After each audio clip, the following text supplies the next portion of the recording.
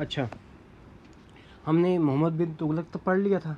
अब मोहम्मद बिन तुगलक के बाद कौन आया? फिरोज शाह तुगलक। ठीक है, तो ये क्या हुआ कि उसके बाद आया तो वो इसने क्या किया, अपने नोबल्स को उलमा को रिझाने के लिए, उनके साथ पीसफुल रहने के लिए उसने क्या किया, उनको राइट्स देना स्टार्ट कर दी। जैसे कि इक्ता देने लगा, इक्ता होता है लैंड देना, ठीक है, लैंड देने लगा।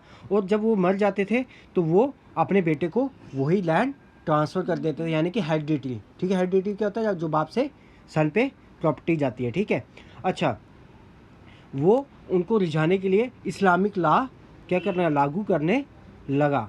और नोबल्स और उलमा भी इसकी वजह से क्या हो गए, ज़्यादा पावरफुल हो गए, उनके हाथ में ज़्यादा पावर आ गई। और वो जो रोज़मर्रा की ज़िंदगी के काम थे उसमें हस्तक्षेप करने लगे। अब देखते हैं फिरोज शाह ने क्या क्या रिफॉर्म लाए। देखो, उसने काफ़ी ज़्यादा कैनाल, टैंक्स, बुल, हॉस्पिटल, ये सब इसने बनाए ताकि लोगों को अच्छा फील हो और लोगों को अच्छी सहूलतें मिलें। अच्छा, he founded new towns such as Jaunpur, Firozpur, Firozabad और फिरोज़ा। इसने क्या बनाए, ये नए नए टाउन बनाए। ठीक है, और नई ज़्यादा उसने एजुकेशन इंस्टीट्यूशन भी बनाई। और काफ़ी ज़्यादा इसने संस्कृत के जो वर्ड थे इसने अरबिक और पर्शियन में भी ट्रांसलेट किया। ये पूछेंगे आपको सब। ठीक है, अच्छा, जब ये फिरोज शाह तुगलक मर गया उसके बाद इसका एम्पायर क्या हो गया, टूट गया। ठीक है, और क्योंकि इसने सबको क्या दिया था, इक्ता दिया था, इक्ता लैंड दी थी ना बड़ी बड़ी। अब वही, अब इक्तादारी इसके खिलाफ खड़े हो गए और कई इंडिपेंडेंट हो गए। और अब दिल्ली का जो राज्य था, जो सुल्तान पीढ़ का राज्य था, अब सिमट के कहाँ रह गया, दिल्ली और दिल्ली के आसपास एरिया में। समझ गए?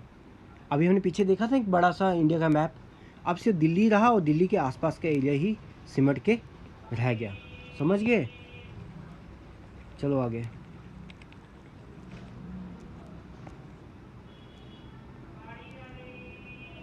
देखो,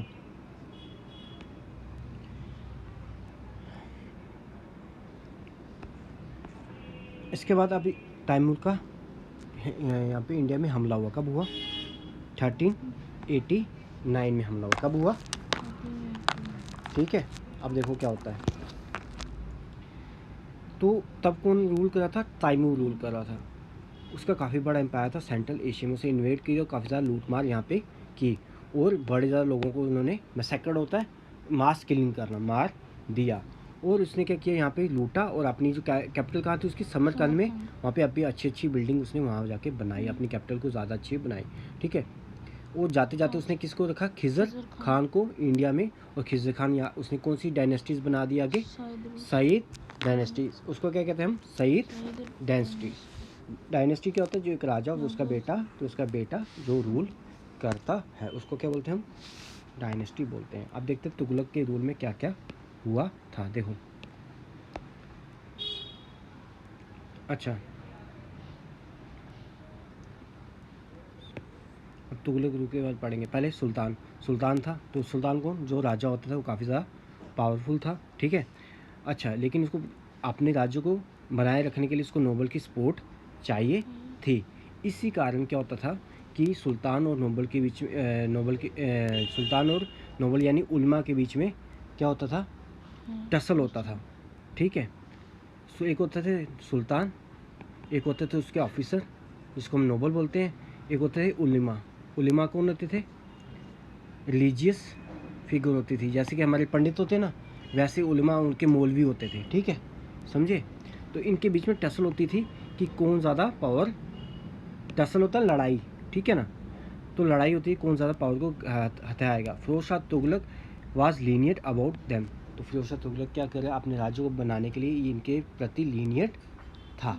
ठीक है, उसने शरिया लॉ भी यहाँ पे लागू कर दी इंडिया में। शरिया लॉ मतलब जो इस्लाम के अकॉर्डिंग लॉ होते हैं वो यहाँ पे उसने लागू कर दिए। और जसिया टैक्स भी होता है। जसिया टैक्स हो गया, हिंदुओं को टैक्स देना पड़ता था यहाँ पे रहने के लिए। ठीक है, अच्छा, उलमा ट्राइड मोहम्मद बिन तुगलक एज इस अन इस्लामिक। एंड जब वो कहते थे कि उलमा, जब भी टसल होता है, बीच में लड़ाई होती थी सुल्तान को, जब सुल्तान को कहता था इसका रूल इस्लाम के अकॉर्डिंग नहीं है, तो तब क्या करता था किंग, बहुत ज़्यादा कॉइन्स क्या करता था, प्रोड्यूस करता था और उसमें कैलिफ का नाम लिखता था।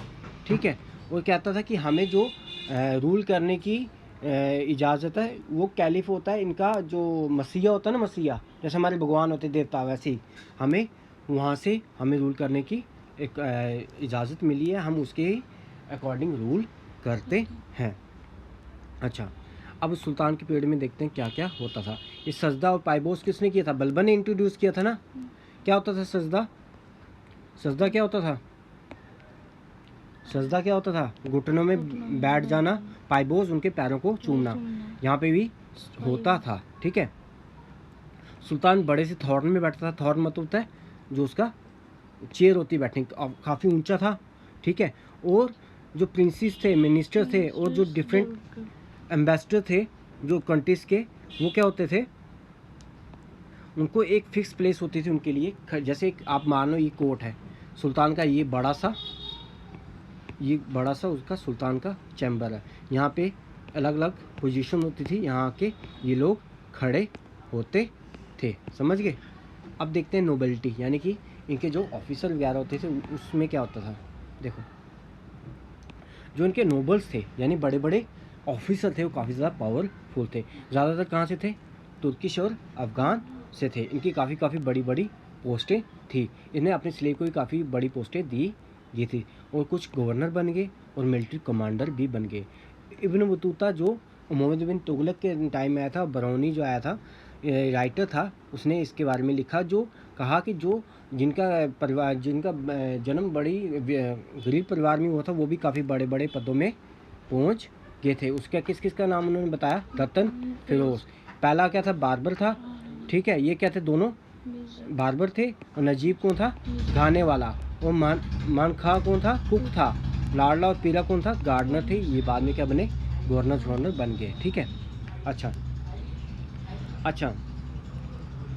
क्या करता था, ये नोबल्स को अलग अलग डिपार्टमेंट दे देता था, और उनको कहता था उसमें रूल करो। वजीर कौन था इनका? प्राइम मिनिस्टर था। उसका काफ़ी ज़्यादा पावरफुल था। वो सभी जितने भी ऑफिसर उन पर नज़र रखता था, और देखता था कहाँ से पैसा आ रहा है और कहाँ पे खर्च हो रहा है, उन पर भी नज़र रखता था।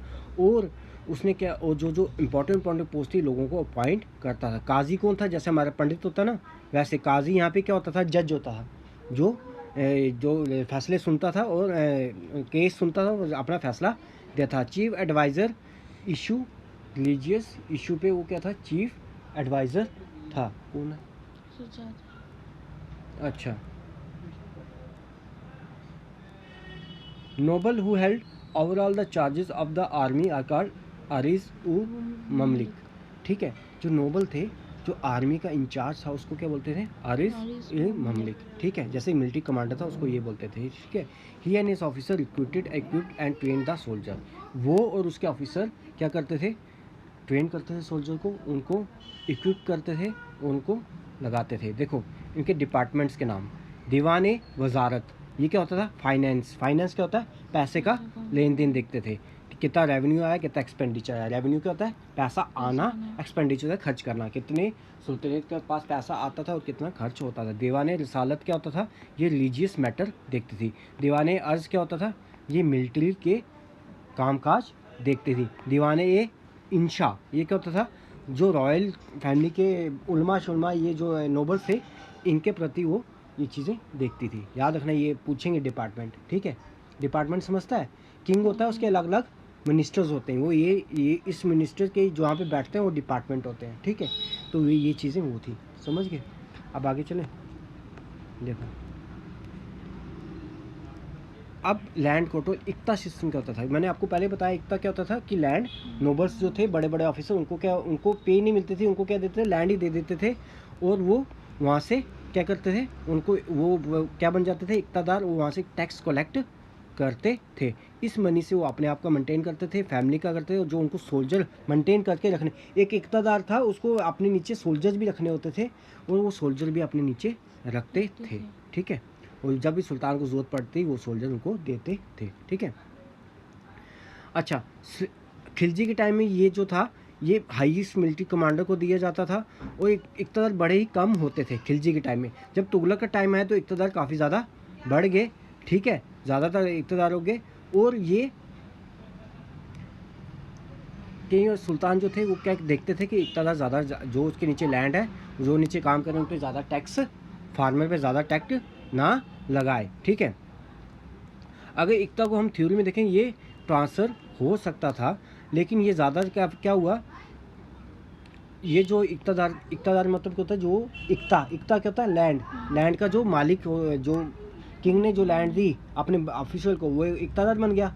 अब इक़्तिदार को देते क्या करते थे, ट्रांसफरेबल हो सकता था, लेकिन ये ज़्यादातर हमें कहाँ देखने को मिला, तुगलक पीरियड में। तुगलक पीरियड में क्या हुआ, फिरोज शाह तुगलक ने क्या किया, इनको रिझाने के लिए इसको हेरिडिटरी बना दिया। क्या बना दिया, यानी कि जो अगर फादर है उसके पास अगर लैंड है, वो अपने बच्चे को दे सकता है, समझ गए। अच्छा, तो इससे क्या हुआ कि ये इक़्तिदार क्या हुआ, ये क्या हुआ कि ये हेरिडिटी बना दिया, और सुल्तान के पास इतनी ताकत नहीं थी कि उनसे लैंड खींच सके। इसकी वजह से क्या हुआ, सुल्तान क्या हो गया, वीक हो गया, और ये जो इक़्तिदार थे ना, ये अपने अपने रूलर बन गए। अब आगे सईद डायनेस्टी। अब मैंने क्या कहा था, तैमूर आया 1398 में आया, उसने हराया, तो उसने किसको रखा था, खिज़र खान को। उसने कौन सी डायनेस्टी बना दी, सईद डायनेस्टी। सईद डायनेस्टी कहाँ से कहाँ तक चली, 1414 से लेकर 1421 तक चली, ठीक है। अच्छा देखो, फिरोज़ के बाद उसने क्या किया, फिरोज शाह का जो बेटा था ना, जो दिल्ली में बैठा, उसको सपोर्ट करता रहा। जब तैमूर ने अटैक किया इंडिया में, जब तैमूर ने अटैक किया इंडिया में, तो उसने क्या किया, तैमूर का साथ दिया, ठीक है। और जब तैमूर यहाँ से चला गया, उसको तैमूर ने किसके साथ गवर्नर बना दिया, मुल्तान का, लाहौर का और दीपलपुर पे, ठीक है। खिज़र खान ने बाद में क्या किया, दिल्ली में हमला किया और अपना रूल इस्टेब्लिश कर लिया, ठीक है। उसके बाद उसका सन आया मुबारक शाह सईद, 1421 लेकर 1434 तक। इसने क्या किया, जो सुल्तान की इमेज जो कम हो गई थी, जो छोटा सा एम्पायर बन गया, उसको वापस बढ़ाने के लिए उसने प्रयास किए, लेकिन उसके नोबल उसके अगेंस्ट थे। उसका ज़्यादा टाइम इन्हीं नोबल को कंट्रोल करने में चला गया, यानी कि हराता ही रहता था उनको। उसके बाद उसका आया मोहम्मद शाह सईद। ये क्या था, मोहम्मद शाह सईद वाजा इसका भतीजा था। किसका भतीजा था, मुबारक शाह जो ऊपर वाला था, ठीक है। और इसके टाइम में क्या हुआ है, जो नोबल्स थे वो काफ़ी ज़्यादा क्या हो गए थे, पावरफुल हो गए थे। उसके बाद कौन है, अलाउद्दीन आलम शाह सईद। ये क्या था, 1943 से लेकर 1951 तक। इसके टाइम में क्या होता है, बहलूल लोदी ने अटैक किया और उसके हाथ से दिल्ली चली गई थी। अब बहलूल लोदी ने अटैक किया तो कौन सी डायनेस्टी आ गई, लोदी डायनेस्टी। इसके दो ही इंपॉर्टेंट रूलर थे, एक बहलूल लोदी, एक सिकंदर लोदी। जो पहला ही अफ़गान, याद रखना ये अफ़गान रूल है, ठीक है। अफ़गानिस्तान है ना, यह बहलूल लोदी क्या था, अफ़गान था, और ये पहला अफ़गानी रूलर था, ठीक है। He was remove the religious rebellious governor and appointed the royal Afghan nobles. जो इसका विद्रोह कर रहे थे गवर्नर्स, ठीक है, जैसे हमारे गवर्नर होते हैं ना, उनको हटाया, उसकी जगह कौन लगा लिए, अफ़गान नोबल्स उसे वहाँ पे लगा दिए, ठीक है। अच्छा, जब ये मरा, इसका राज्य कहाँ से कहाँ तक था, पंजाब से लेके बिहार तक। इसके बाद कौन आया, इसका बेटा सिकंदर लोदी, ठीक है। इसने क्या क्या कौन कौन सा नया नया इसने ऐड किया, जौनपुर और बिहार इसने अपने राज्य में शामिल कर लिया। और ट्रीटी किसके साथ की, बंगाल के साथ की, क्या तुम भी हम मतलब फ्रेंडशिप ट्रीटी, हमारी दोस्ती है, ठीक है, हम आप पे हमला नहीं करेंगे, आप कुछ ना कुछ टैक्स देते रहो। He introduce many public welfare plays, के लोगों के लिए भी काफ़ी अच्छा इसने काम किया, ठीक है। इसने क्या किया कि जैसे अलाउद्दीन खिलजी ने क्या किया था, प्राइजेस कम कर दिए थे ना मार्केट के, इसने भी कम करना चाहा और लोनों फार्मर्स को लोन देता था। इसने कौन कौन सी सिटी एस्टेब्लिश की, आगरा, और उसको उसी को अपना कैपिटल बना दिया। अब सिकंदर लोदी के बाद कौन आया, इब्राहिम लोदी, ठीक है। अब जब इब्राहिम लोदी का, या 1717 से 1726 में जब इब्राहिम लोदी का करने लगा रूल, तब क्या हो गया, जो नोबल्स थे अफगान नोबल, उसने क्या कर दिया, रेबल किया इसके खिलाफ इब्राहिम लोदी, तो उसको उसने डिफीट किया और क्या कर दिया, इसने सीनियर नोबल और गवर्नर उनकी जगह लगा दी, और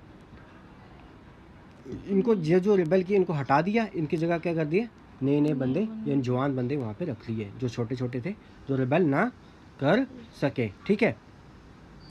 जिनको हटाया था नोबल है, बाबर आया ना, तो उसने क्या किया, बाबर के साथ मिल गए वो, और इब्राहिम लोदी को हटाने की कोशिश करने लगे। इसका नतीजा हुआ कि पहली बार हुई कहाँ पे, पानीपत में लड़ाई हुई 1526 में। और बाबर क्या बन गया, बाबर ने इसको हराया इब्राहिम लोदी को, और कौन सा रूल आ गया, मुगल आ गया।